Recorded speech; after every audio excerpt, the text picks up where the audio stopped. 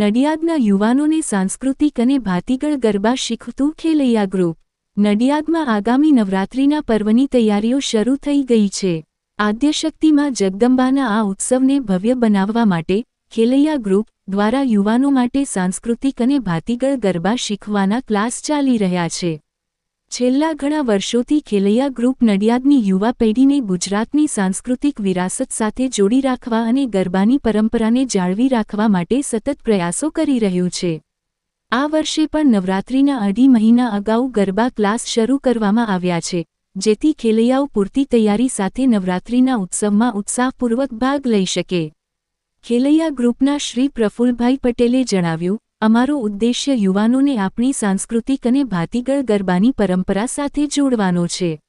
આ ગરબા ક્લાસ દ્વારા અમે યુવા પેઢીમાં આપણી સંસ્કૃતિ પ્રત્યે જાગૃતિ અને પ્રેમ વધારવાનો પ્રયાસ કરીએ છીએ, જેથી નવરાત્રિ એ માત્ર મનોરંજનનું પર્વ નહીં, પરંતુ સાંસ્કૃતિક ગૌરવનો અહેસાસ બની રહે।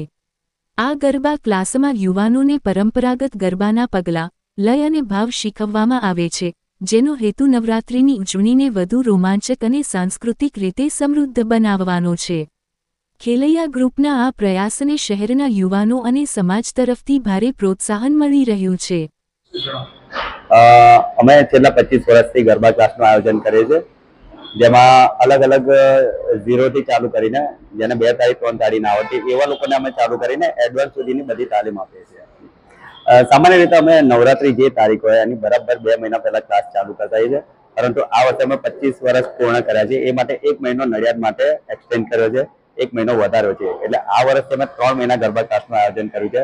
એમાં હાલ અત્યાર સુધી 200-250 થી પણ વધારે સ્ટુડન્ટોએ એમાં તાલીમ લીધી છે। સાથે સાથે અનેક વર્કશોપ કર્યા છે, જેમ કે મહેશ્વરી સમાજમાં કર્યો છે, જીમમાં કર્યો છે, કોલેજમાં કર્યો છે, અને હજી પણ એવા વર્કશોપ બાકી છે। લગભગ સરેરાશ 2200 જેવા સ્ટુડન્ટ અમારી જોડે તાલીમ લઈ રહ્યા છે। મારું નામ ડોક્ટર સોનલ શાહ છે અને હું એક્યુપંક્ચરની થેરાપી આપું છું। આ ગરબા ક્લાસ જે ખેલૈયા ગરબા ક્લાસ છે ત્યાં અમે લાસ્ટ 3 યર્સથી આવીએ છીએ અને આ વર્ષે અમે 1 મહિનાથી મેં અહીંયા જોઈન કર્યું છે। બટ જે મેઇન વસ્તુ અહીંયા છે કે નવરાત્રિમાં કેવી રીતે ગરબા રમવા અને એમની જે ટેગલાઇન છે સંસ્કૃતિ એ જ ઓળખ, કારણ કે એ લોકો ગરબામાં આપણી સંસ્કૃતિને જળવાઈ રાખે છે, બહુ મહત્વની વાત છે।